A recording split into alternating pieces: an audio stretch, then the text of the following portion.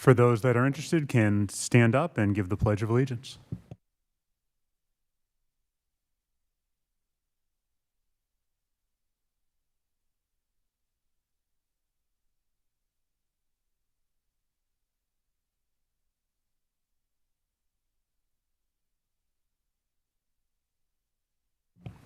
Okay, we're going to do roll call. Joe Lavelle. Here. Brian Averback, myself present. Nicholas Rudolph is not present. Wilson Correa. Present. Bernardo. Here. Amelia Viscay is absent again. Thomas. Here. Okay, it seems that we do have a quorum. All right, we're going to review and approve the September 3rd, 2025 meeting minutes. Does anyone have anything additional that they want to add to it? Hearing none, I would ask for a motion to approve the meeting minutes from last month. Motion to approve. Do I have a second? Second. It is approved. Okay, so we're going to start with new business. We have a request for determination of applicability for 73 Alden Ave. If anyone hears that, you can step forward. It is for extending the existing deck 3 feet by 7 feet on an existing concrete slab with no disturbance to the earth. The applicant is Don Marshall. Please introduce yourself, your address, and state why you are here. Sure. Do you want to press the, is it on? Do I have to hold it when I talk? No, it just has to be read. The screen is not working. I think it's not working. I'm pressing to talk, no, it's not working. Yeah, we kind of become the same. I would agree too. How do I hold it? Less than green. Does it help? We can hear you. Yeah. We can hear you. No, he's coming. Give him 1 second. When you hear the door open, you know.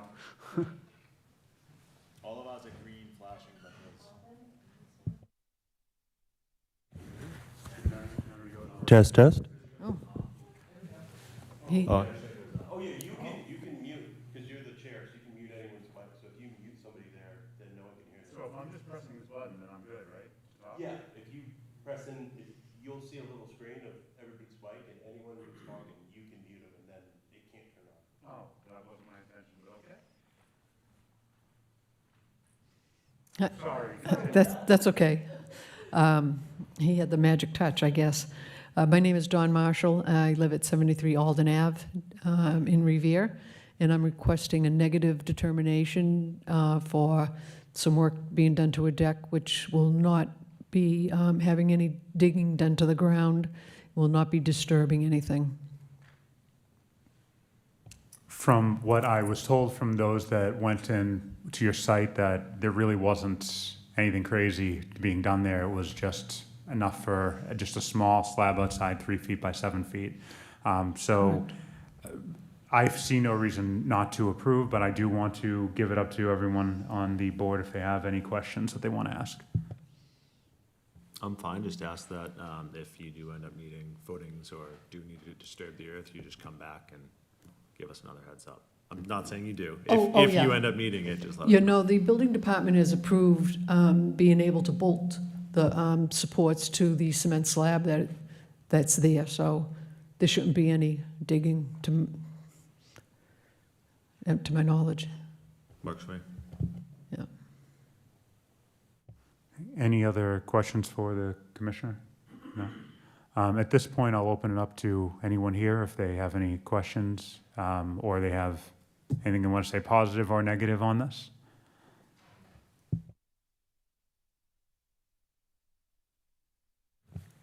Angela Guarino Swire, the ward counselor. I have no problem with this. I've actually spoken to a couple of residents who had questioned it when they saw it on the Concom, and the letters, I guess, went home. I told them that I have no problem with it. Not digging in the ground, so everything's fine. Thank you. Okay, hearing no other questions, I'd open up to the commission for a motion for negative determination of applicability. Mr. Chairman, I would believe that would be an order, negative determination. Yes.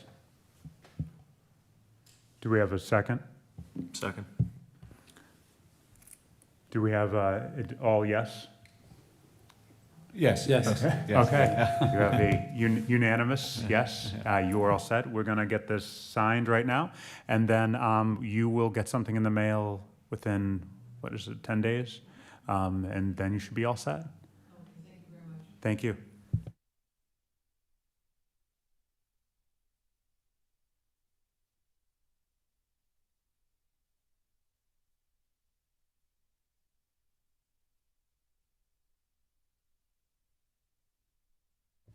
All right, next up, anyone here for 195 American Legion Highway, please step forward.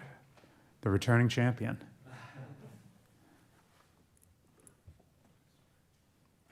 Please introduce yourself and state your reason for being here.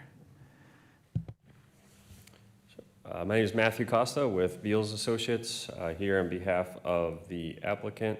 This is a new applicant under the same previously applied notice of intent. The applicant has been changed to the property owner.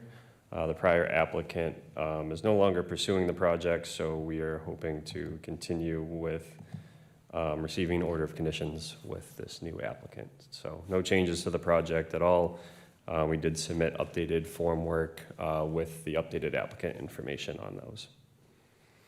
So the commission and myself are going to have questions for you, but I believe you have a presentation that may Yes. answer some of those questions, so I'd rather just have you do that first, if you don't mind. Absolutely, yep. I got a brief presentation, just the last meeting we were here.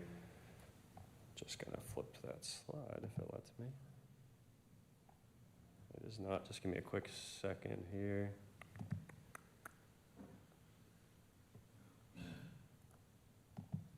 Come on now. Let's try closing and going back in.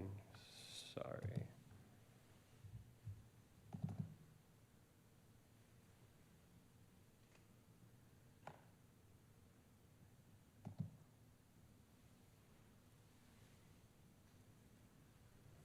Wait for the IT guy to give me the magic button again.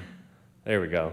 All right, so a summary of just the permitting. The last time we were here was the original, the first notice of intent meeting that was on August 6th. So it's been a couple months, mostly due to that applicant kind of withdrawing and then now working with the property owner to be able to push this through with him. That is Vin Conti with 190 ALH Realty. Vin's in attendance as well. And then also from our office is Larry Beals and Molly McGillicuddy from our office.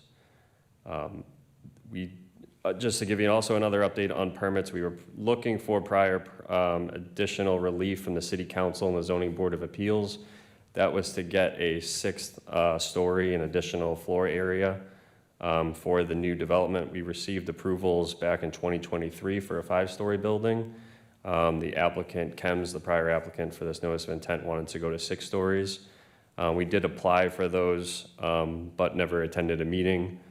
We did receive acceptance to withdraw those applications without prejudice from both the City Council and the Board of Appeals in late August.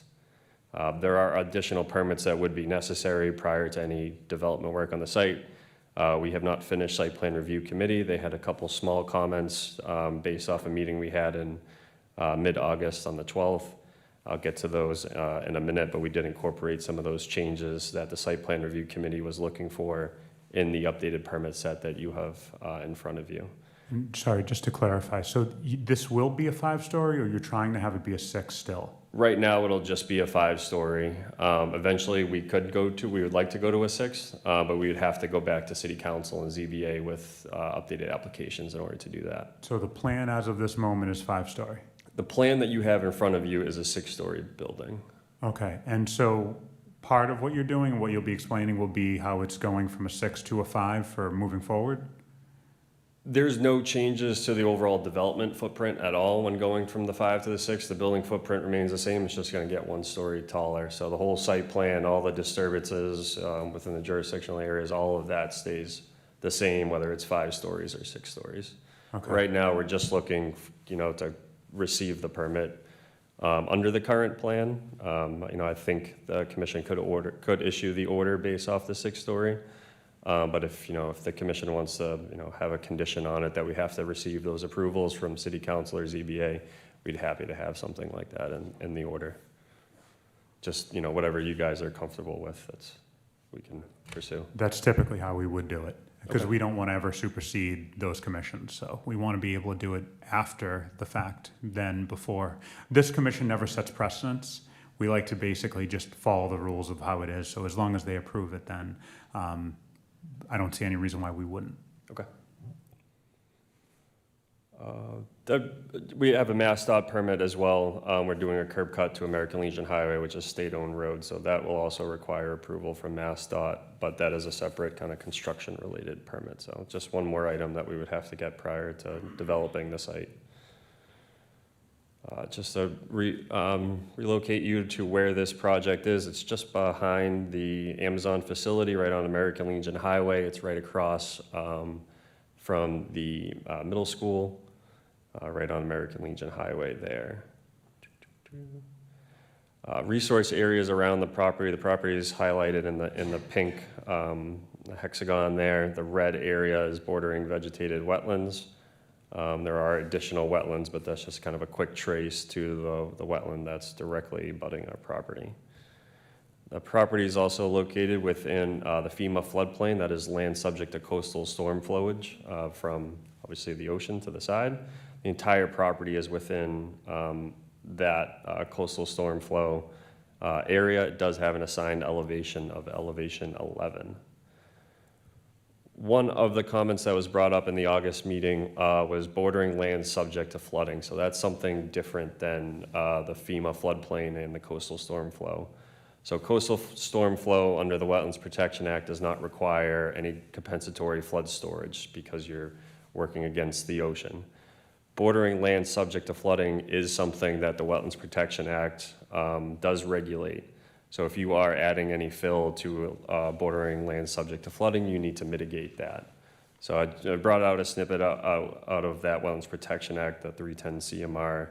So the maximum lateral, this is the boundary. So the maximum lateral extent of flood water which has been observed or recorded in the event of a conflict, the issuing authority may require the applicant to determine the boundary of BLSF by engineering calculations. So we went back and looked through some old records. We weren't able to find anything specific that located the BLSF on the property.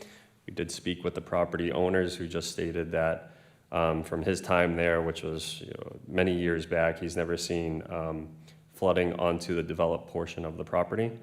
So understanding that may not be enough for the commission, we went ahead and performed engineering calculations to determine the boundary of that bordering land subject to flooding. So a lot of detail and nuance to that. I think you're probably aware of it from the prior projects in the city.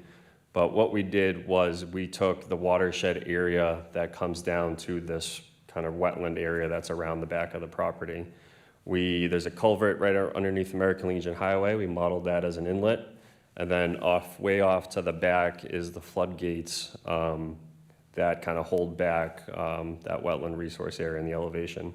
So what we did is we used stream stats, which highlights an area and the overall kind of volume that would be going there. So we used that. It's about 540 acres as our contributing area. Then we use stream stats again to determine the amount of rainfall that would fall within that watershed area. For a 24-hour rain event, which is what the Wetlands Protection Act asks you to use in your calculations of 7 inches of rainfall in that 24-hour period. We calculated that, ran it through our model, kind of playing around with time of concentrations, similar to what the projects that you've seen before, same methodology that was used by us. We ended up determining that the bordering land subject to flooding elevation on our property is elevation 4.23. So that's that boundary that I have highlighted in orange on the existing conditions plan up on the screen. Comparatively, if the Revere High School was about elevation 5, so it matches out similar to other calculations done in the area. Separate watershed areas between ours and the high school, but same methodology that was used in calculating that. So the Wetlands Protection Act, as I mentioned, says any fills placed at or below should result in the need for compensatory flood storage. Any fills placed above this elevation would be considered fill within land subject to coastal storm flowage and not require compensatory flood storage. So in regards to the compensatory, the water storage you have, so I can see from this map that you have, only the, guess what, the top right part, just a tiny little smidgen of an area would fall in line for where you would need it. Correct. Do you feel that it might make sense regardless to just have it on the site, to have some water storage in regards to just in case that happens, as opposed to not necessarily needing it according to this, other than that little area? So is your plan right now to just not have any compensatory water storage? Correct.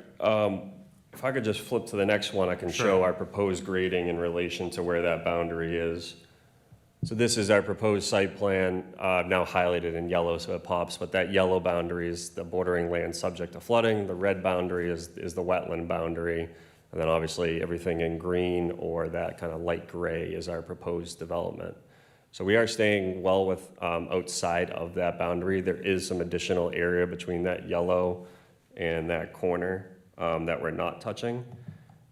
I'm not sure, I don't think we really need to provide very much more than that. We've, used very conservative calculations to determine our boundary, and we do believe that that is the case. I don't believe that that what we've shown here today is gonna create any, negative impact elsewhere around the property to any of the abutters. Do you, and I don't know how many more slides you have, so I'm just gonna kind of ask questions. as No, I this think of them. is kind of the last one that addresses the bordering land subject to flooding. The rest is kind of related to other changes that we've made based on the site plan review committee. Okay, then let's get to those then. Okay. Site plan review committee, there's an easement that runs right along the back of the property. I'm gonna highlight it just kind of right here. It does run right along the backside of our building. We had a manhole that was inside that easement. We had a number of crossing pipes, so the site plan review committee asked us to reduce how many crossings were inside of that sewer easement. So all we did was add a new drainage manhole right to the kind of corner over here. And then just kind of change that piping to reduce those amount of crossings to just one crossing within that easement.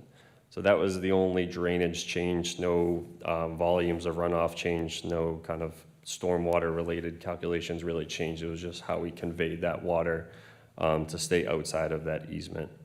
What we also did is change the slope on this backside here. We had that previously as a grass slope that sloped all the way down at a 2-to-1 to the property line. The city also has an easement right along this property line in order to access a sewer manhole that sits right where my pointer is right there.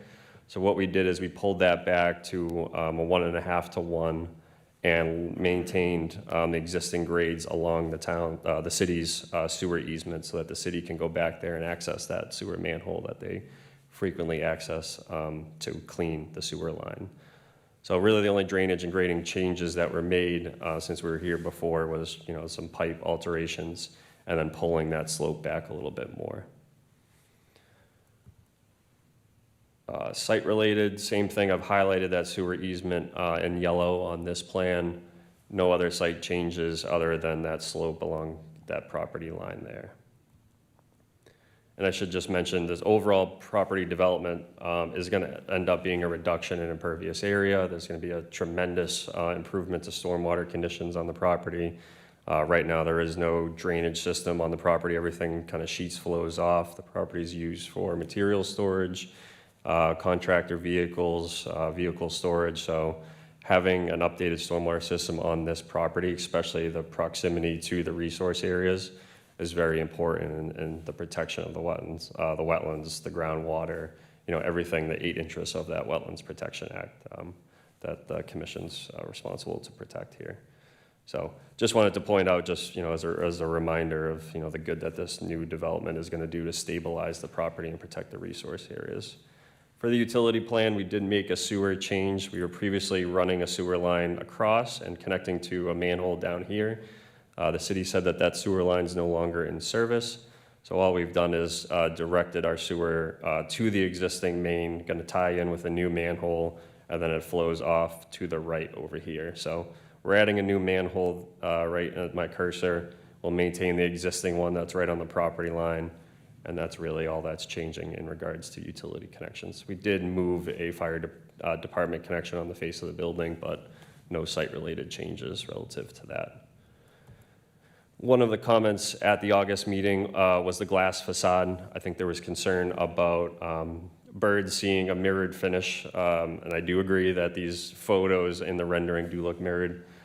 We spoke with the architects of the building. That is not the case of what's being currently designed. That's just something that happened in the renderings. So we clarified with them what's going to be used for that large glass facade is called spandrel glass. It's an opaque finish similar to kind of this dark gray strip right here, and then kind of the dark gray strip that runs between these windows here. These are, you've seen these windows before in a lot of industrial buildings. But what about shadowing for neighbors? So as far as that being built, currently it's not a tall area. So if this is built to where it is, would this creating kind of shadows for the neighbors that they would have to deal with this? That's a great question. So the city council had that when we were going for our original 5-story building, and then when we prepared the project for the 6-story building, that was one of their concerns as well. We did a complete shadow study analysis that reviewed the casting shadows across the property. So the properties way off to the back, there are a number of residences way off to the top left, but shadows will not hit that property. Shadows are really gonna come left to right here.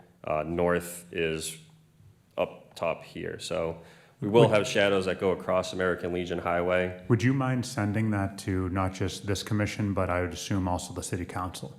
They'd probably want that as well. They have that as They well. have it, okay. Yep. No?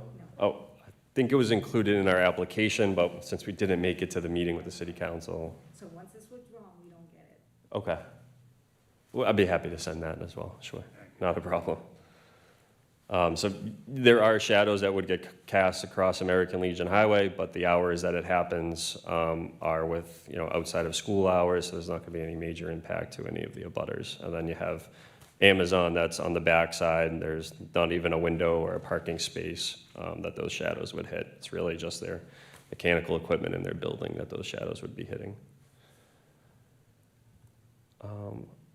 That was it. Those were the 2 comments. I think the 2 comments we had in August were the bordering land subject to flooding and the spandrel glass. So happy to talk about whatever you'd like. So I have a few questions, and then I'm going to open it up to the commission, and then we'll open it up to anyone in the audience that is for or against.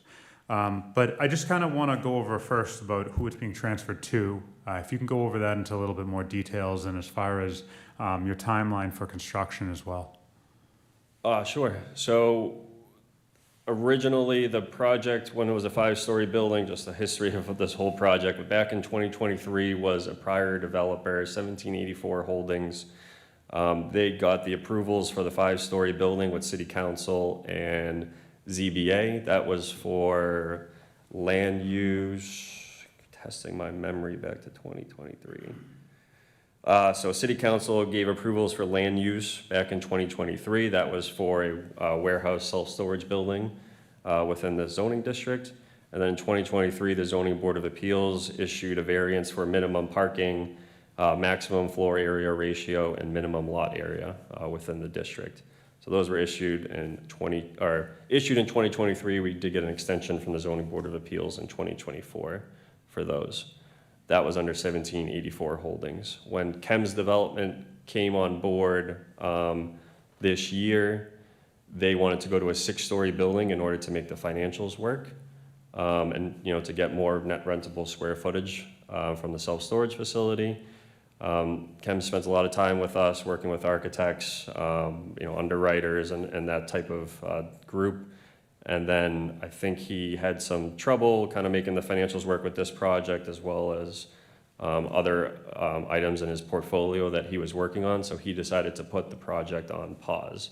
He wasn't sure if he was going to come back to it or not. Our recommendation to Chems and the property owner, Vin, was we've already done all the design work on this. We've addressed the bordering land subject to flooding. We've gotten pretty far through this process.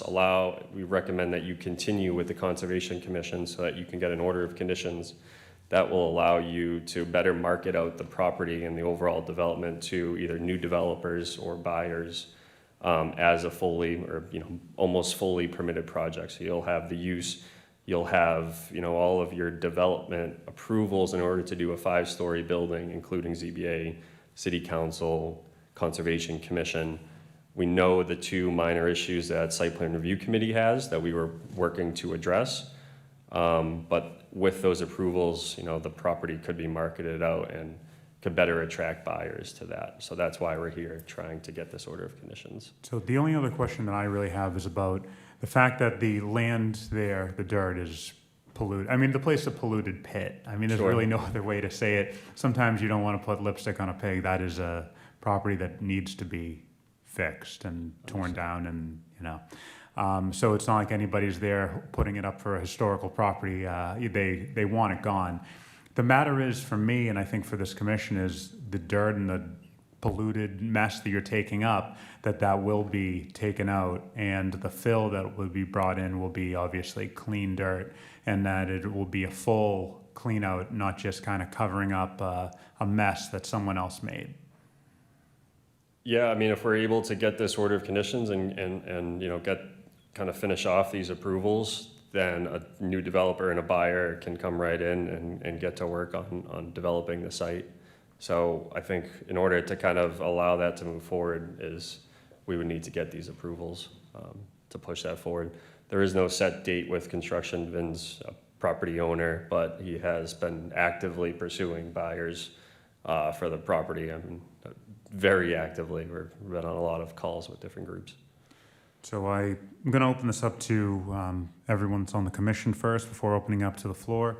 I would just say that what we're really trying to decide here is whether or not we want to rescind the NOI and have them resubmit. They want to do a name change for the notice of intent. So they either really have two choices. They either have to rescind it, go through and do all the paperwork again, and it'll end up the same thing pretty much with a new name, or we just agree to allow them to change the name. That's really what we're voting on today. So if anybody on the commission has any questions, feel free. Yes, Mr. Chairman, could we go back to the, could we go back to the one with the very large legend? Okay. I'm looking at the sewer service and existing sewer service. Yeah. Can I assume that that's just the property itself? The parking area, et cetera, et cetera? The orange line. So this orange line that I'm tracing down below would be the new sewer service from the building. The existing sewer service starts way off the screen. It runs right through the back, comes right along the back side of the building, and then continues on across the right side of the screen. That's about 5 feet below existing grade right now. When we redevelop the site, it'd be about 8 to 10 feet below existing grade. And we'd just be simply tying into that. We're not actually changing any existing manholes within the property. So we would just be dropping in a new sewer manhole on that existing line. And is this for the parking area also? The parking area, no, the parking area doesn't have any sewer service. No. My concern here is that there would have to be gas traps, et cetera, for any of the parking area, correct? The parking area would flow to catch basins with deep sump-hooded catch basins. Those then go to water quality units to get the necessary and required water treatment for TSS. There is going to be internal floor drains because there is an internal drive lane that runs through the middle of the building. I think it's plumbing code, any internal parking area drain has to go to sewer. So we have done that, and that's what this kind of orange line that's coming out of that area is. So internal floor drains will go to sewer. All the parking areas will be going to the stormwater drainage system. Does the stormwater drainage go to the American Legion Highway? No, it doesn't. Stormwater is all going to go off to the back in a corner right here where there's going to be a riprap level spreader. So stormwater is captured through the catch basins. This kind of large green area is a detention system, pipe detention system. I think it's about a 36-inch pipe, or 30 or 36-inch pipe, if I'm not mistaken. That'll detain the water and control the release through an outlet control structure, which then flows off to that corner and off into the wetlands as clean water in a controlled flow. I think we've actually decreased the flow rate that's leaving the property. I mean, I mentioned that there's a note on the side saying improved water quality.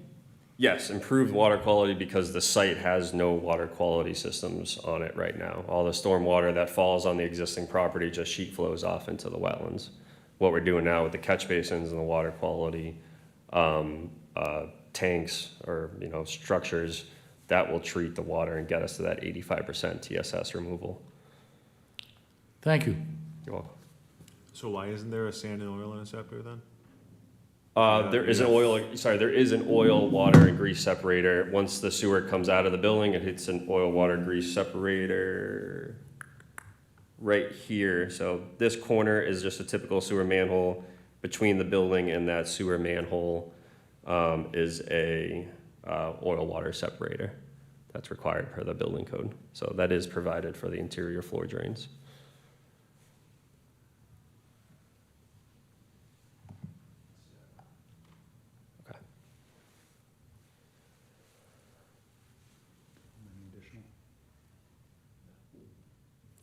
For the water quality, can you elaborate more on exactly what you're doing? What is like it's going to be cleanup and is any maintenance if there is a type of cleanup system? How that works? If you can more details on that. Yep, so there's an operation and maintenance manual that was submitted with all of our application materials. The property owner and, I guess, facility operator would be required to follow that operation and maintenance manual. That manual includes a specific detailed list of the operation of each system, including the catch basins, the water quality system, the water quality structures. I think they're hydrodynamic separators, so when the water from the pipe comes in, it spins around that structure that allows that solids to separate out from the water and settle in the bottom of that structure, and then it can flow out. So that operation and maintenance manual has the details specific to clean each stormwater related item, everything from catch basins, water quality, the outlet control structures, the level spreader, trash pickup on the property, and then there's specific schedule in that operation and maintenance on when each of those items need to be performed. There's an affidavit that's in that O&M that the owners sign that require them to do that cleanup. So you're taking this, if we approve or issue an NOI, and you're gonna package it up, market it to sell it to someone else who would then have to come in and change the applicant name again? No, so my understanding, since if we are approved today, right, the commission's approving the impacts to the jurisdictional areas, so the impacts to the 100-foot buffer, to the resource areas, the overall site development package, everything from the stormwater system to the site components. If a new developer comes in and picks up this project, they have the necessary approvals to just go ahead and build it. So we wouldn't have to change the information if a new developer came in. They would be responsible for following the plan, following the conditions of the order of conditions. I don't think that would be the case, because Yeah. the applicant here is responsible for certificate of compliance. If the order goes with the property and the development. So if a buyer Right. comes in and changes, they're responsible for those same things. There's a transfer, I think there's a general condition in the order of conditions that requires all conditions to be followed if there is a sale of the property. I believe Agreed. that's in the general conditions. Yes, but, so this new company, new developer, new constructor comes in, they're filing new DEP AQ06, they're filing, yes, because you're not gonna file the AQ06. That's the water quality permit? AQ06 is notification of construction or demolition. Okay. So I guess, But that's not a concert. I've never seen a development marketed and sold with a notice of intent issued to an applicant that is not gonna be tied to the project. Have you? No, The applicant would still be tied to the project. He would still be both the applicant and the owner of the property. Yeah, but not if he sells it. well, The order under the general conditions would transfer all those requirements to the new buyer. the So he order of wouldn't need to conditions come would, back right? in and The file order of for a conditions new. is tied with the property, right? So so the order of conditions would, but I don't know on the NOI if that would transfer over or not. I mean, regardless, if they're already getting to that point, I don't see why it would be that much of an issue if they had to step before us as new owners if we plan to approve this today and they're gonna keep it as is. So unless they make some sort of crazy change or do something, then of course they would have to do a whole process anyway. So Yep.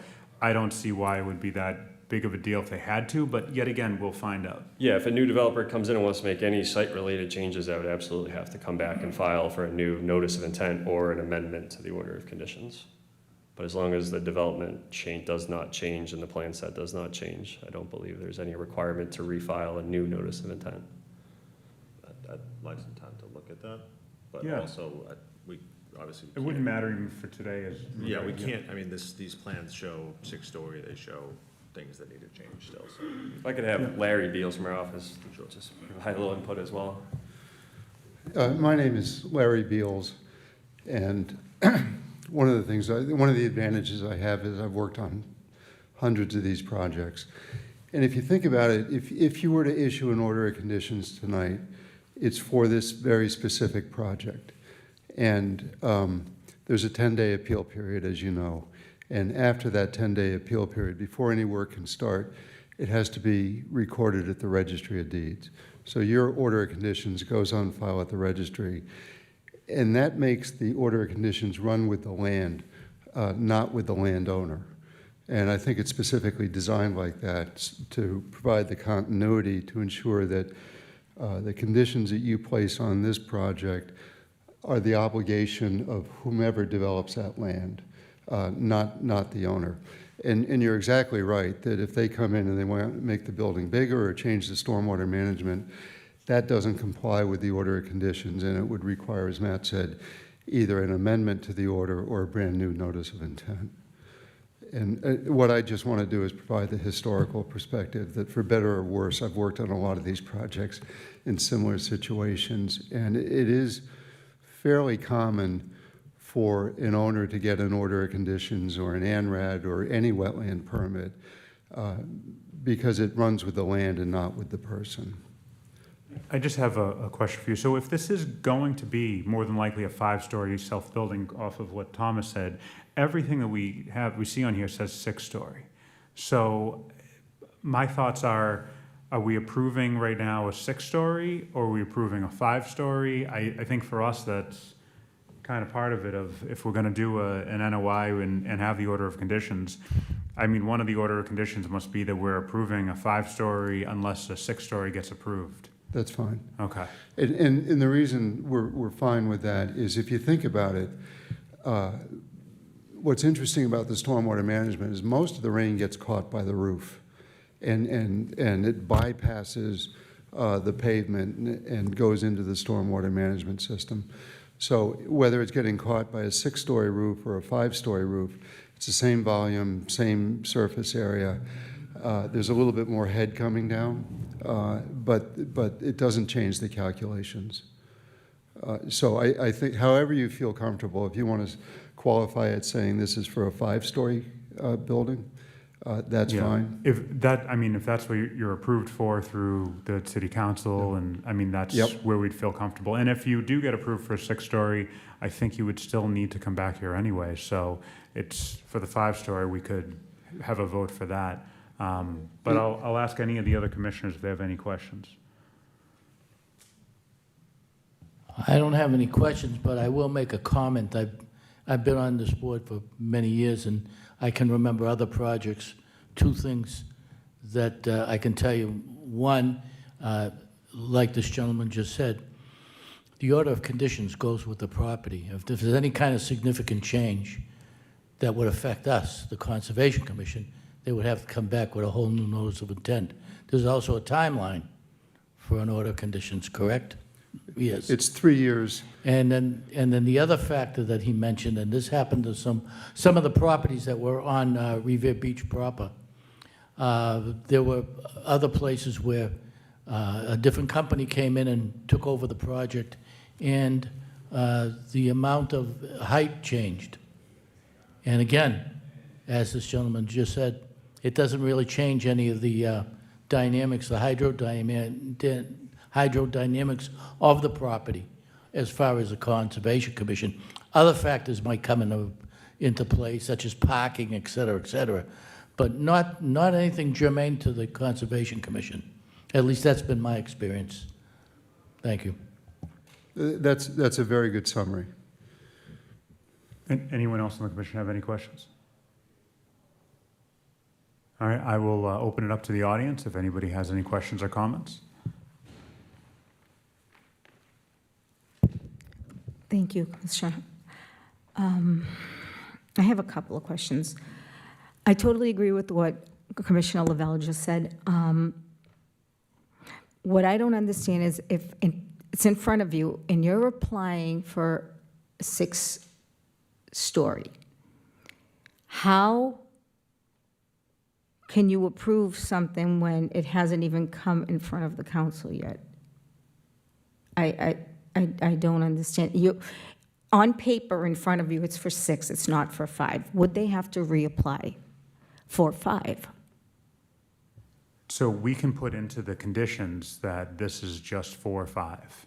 We're able to do that. So if they do want to go to 6, then it would have to be reapplied through us. So we can cap it at 5 for what our approval is. Okay. They were talking about tremendous improvements to the water storage on the property. No, not the water storage. It was the treatment of the water, is what they said. On the property. On the property. So Okay. as far as if, right now, there's nothing. So literally anything they did would be an improvement. Now, it's going to be elevated. They're elevating it off the ground. On the left side of the property, if you're facing the property, there are all streets there. There's Tuttle Street, Stowers Street. They're already low, and they already take on flooding. They already take on water, and they flood constantly. What are they going to do to mitigate that? That's a very important question that I need answered, because those houses already do take on water, and the elevation is not at 11. It's much lower. Great question, and I'll have them come up and answer that question. Sure. So the bordering land subject to flooding calculations that we've provided show that the proposed project and the fill and the lifting of this site will not impact flooding caused by the bordering land subject to flooding, which is that 7-inch rain event, that 24-hour 7-inch rain event. Coastal storm flowage, which is the FEMA floodplain, the proposed development would not impact or create any additional flooding based off that. The Wetlands Protection Act does not require any compensatory flood storage for impacts inside of the coastal flood zone because you just can't really mitigate against, the ocean. We are making improvements, additional improvements that I think are included in our application and our plans. We are cleaning up trash in and around the property. With the approval of the abutting property, we're also going to clean up the trash throughout that wetland resource area as well. So I think that's another good that this project is going to bring to the community. I still don't understand how it's not going to impact that neighborhood, especially those 2 streets that are already below that property line. And if they're raising it up 7 more inches, they're even going to be lower. How is it not going to impact them? That's my question. And I still don't, I don't understand what that answer that I was given is. It doesn't make any sense. And then you were talking about a shadow study. If this does go to 6 stories through you, Mr. Chair, We wouldn't, it would go through many other people, including yourself, before it would come to us for the 6 stories. So if you guys didn't improve it at 6, then we would never come to us anyway. okay. And then that affidavit that you were talking about signed by the applicant, would every order of conditions apply to this new person? That would be If taken, we the have new order owner. of, if we have order of conditions now, it's not like they can change it without coming before us to get something changed. So whatever we agree to tonight would just henceforth be what's attached to the property. So everything that was already agreed upon will follow? Yes. Okay, thank you. if you did want to rebut it all on Tuttle Street, or is there any other thing? Just because, I mean, just something that's very important to me is one of the reasons I'm on this commission is that, you know, I care about the projects, not just for myself living in Revere, but for neighbors of any of these projects. So if there is a neighbor that would be affected on any project that comes before us in a negative way, they want us here to protect them when they're not here. So if I was somebody who lived on Tuttle Street, what would you say to me if I was worried about additional water coming into my property? I would say that we've followed the requirements of the Wetlands Protection Act and calculations required for bordering land subject to flooding and requirements relative to the FEMA floodplain and the coastal storm flowage. We've met those requirements, and based off that, there shouldn't be any additional flooding caused by the redevelopment of this property. This property will represent an overall improvement to abutting properties, the groundwater and everything.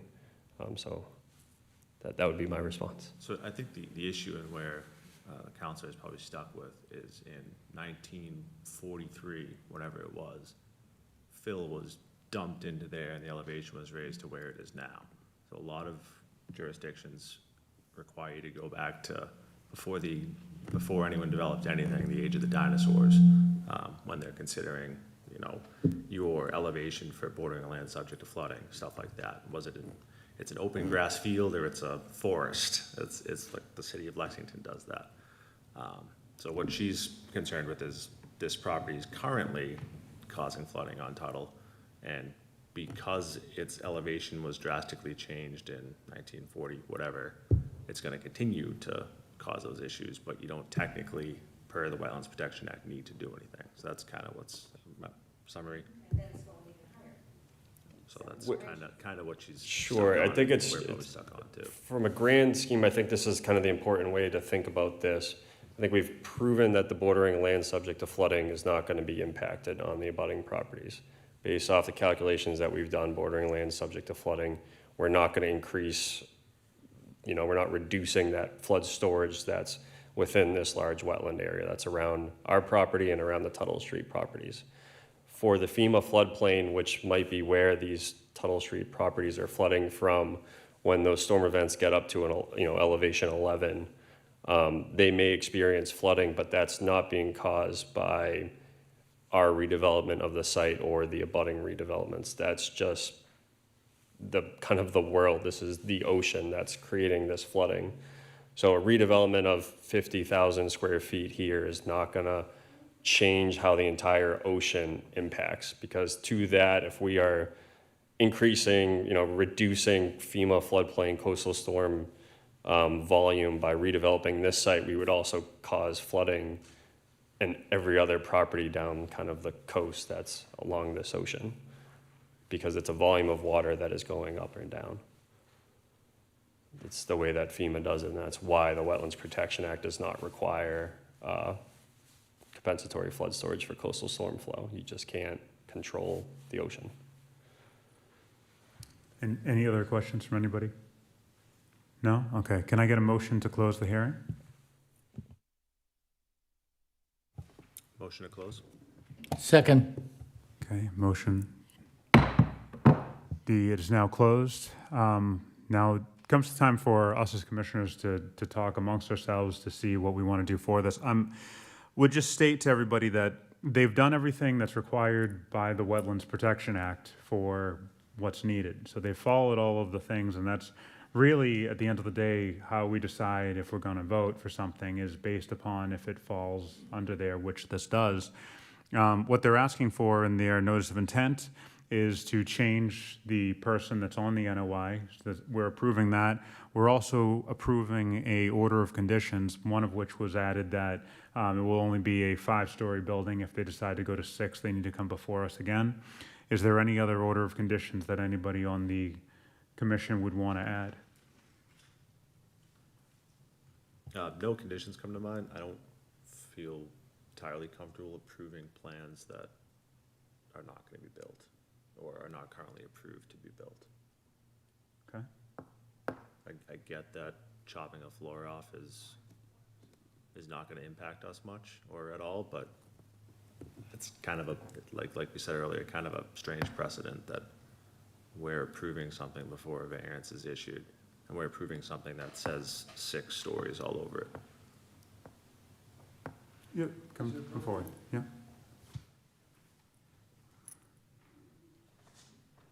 Perhaps we've confused this a little bit. The 5-story building was approved by the city council.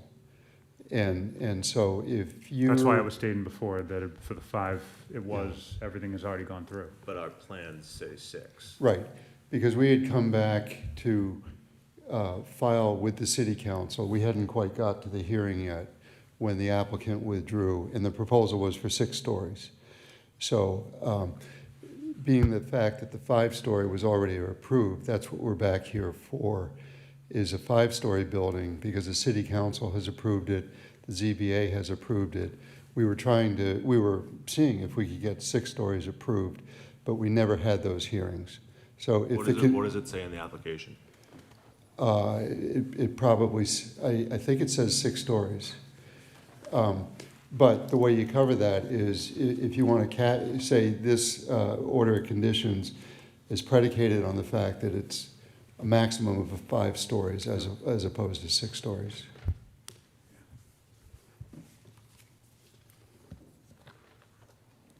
Yeah, so that's something we can just add to the order of conditions. So even though it does say 6, we would make it so that it is 5, just based on adding that. So because the 5 stories is approved by everybody else. So we're the last step for that. If they decide that they want to go to 6, they would have to come before everybody, including us, to do that. Correct. And the controlling document is always the order of conditions. So no matter what we say in the notice of intent, the commission has the ability to override that with a condition within the order. It's just getting a little convoluted and messy with changing the application. Application says, changing the applicant, application says 6 stories. We're gonna put an order saying it can only be 5. That's kind of not our purview, but.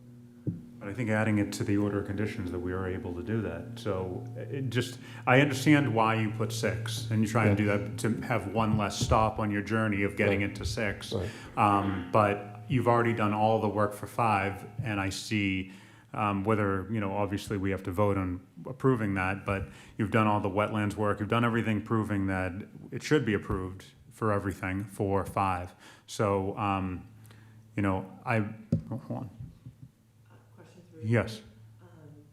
If everything has been already put through the city council for the 5-story building, we haven't received amended plans for the 5-story, so is that something that would be available to the commission? Sure. That we would be Yep. action, so we would be able to approve plans that we actually have in hand. We have 6-story plans Yeah. in hand. Can't really just, well, we can, but making an assumption, if 5-story plans are available, why were they not resubmitted as part of this request to change from 6 to 5?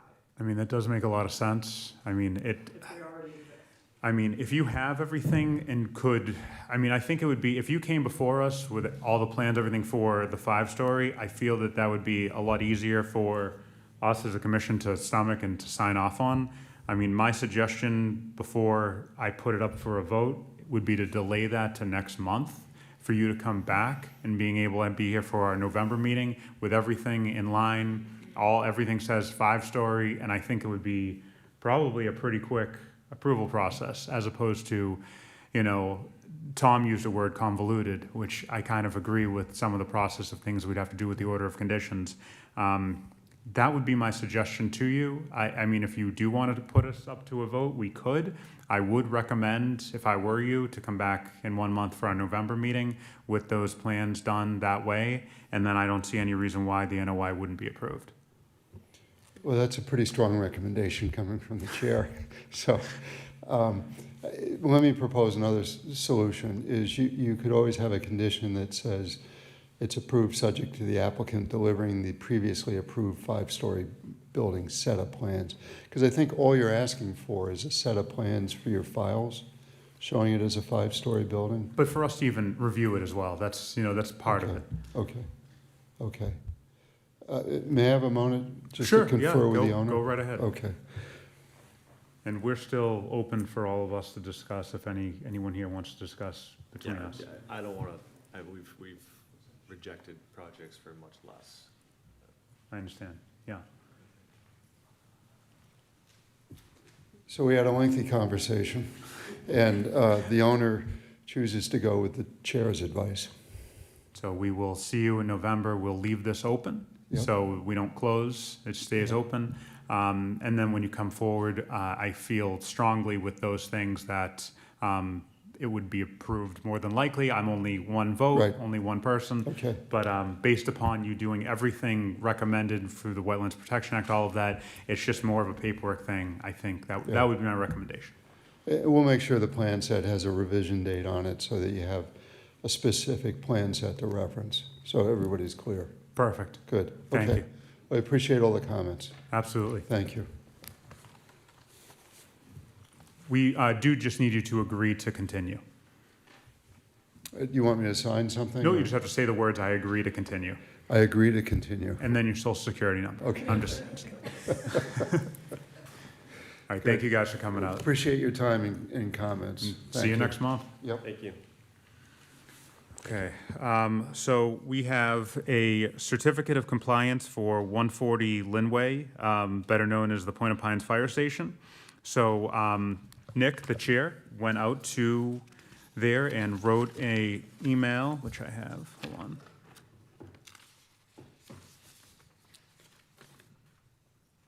And he did a full walkthrough of the property, and this is what Nick Rudolph's summation was, so that before we put it up to a vote, you can hear what his thought process was for this. First, I think I actually have to open this, right? Yeah, so open this up first, okay. He said that all land scaling is complete and all areas of the site are stabilized. Inside floor drains are pitched towards the front garage doors and directed into the oil water separator. The height of the bottom block shows that this is the case as they become taller as they move toward the front garage doors. All areas of the roof are pitched towards the appropriate drain, and all drain spouts are plumbed into the stormwater management system around the building. O&M manuals can be found for all systems in the mechanical attic. They are still working out some details with the city as to where service lines are entering the building, but they, as built pertaining to WPA compliance, look to be accurate. So our chair visited, gives his strongest of recommendations to approve this. I see personally, as acting chair today, no reason to go against that, as it seems good. But I will open this up to the commission if you have any questions. All right, hearing none, I will open up to the floor if anyone has any questions, comments about the certificate of compliance for the Point of Pines Fire Station. Yep. Angela Garino, Swire Ward Counselor. I have absolutely nothing but good things to say about it. It's amazing. Perfect. Thank you. Okay, so with that being said, I'm going to close the hearing for that. And you have, I'll make a motion to issue a certificate of compliance. do we have a second? Second? Second. Aye? Aye. Aye. Okay, that is approved, Point of Pines Fire Station. We are going to sign this. Pass this down to everybody. Okay, and then we happen to have, we had a couple of site visits. One, of course, was the Point of Pines Fire Station, also 23 Alden Ave. As far as communications, there's one thing I did want to just talk about very quickly. Diana Chin, who's a PhD associate research scientist with Northeastern, sent us that she a communication that she wanted to do a seed test plot off of Revere Beach around 42.432422 by negative 70.971420. That's apparently a shallow, patchy area of subtidal eelgrass. It's something that we're going to look into for, I guess, this project. I don't think it's going to be anything that's going to really disturb the area or be anything crazy, but we don't have to vote or anything on it. It's just more of, she reached out and we'll look further into this. Is there anything else the commission would like to talk about, discuss? No? In regards to the eelgrass, I did reach out to Diana Chen with additional questions, and because that property is abutting DCR, the beach, I also reached out to DCR, so we have an additional conversation about perhaps having those plantings in the spring, but to have DCR also at the table. So you'll be getting more information on that as that develops. She gave the coordinates and the link in the email. So if you click on the link in the email that she sent, it goes to the coordinates, which is Do you know where the it's low located? tide of River Beach. Do you know if it's towards Point of Pines or towards, It's closer to, in the vicinity of Cary Circle towards Kels Critter. It's like in that area. okay. But more information on that to come. And also as a reminder, our next meeting is going to be November, and then we have the December meeting, which will be December 3rd, and then we do not have a meeting in January. So for anyone that happens to be watching this, just keep that in mind, there will be no January meeting. But nothing else? Anybody? No? Great. Angela, you good? All right, great. Make a motion to get out of here. Motion to get out of here. Second. Okay?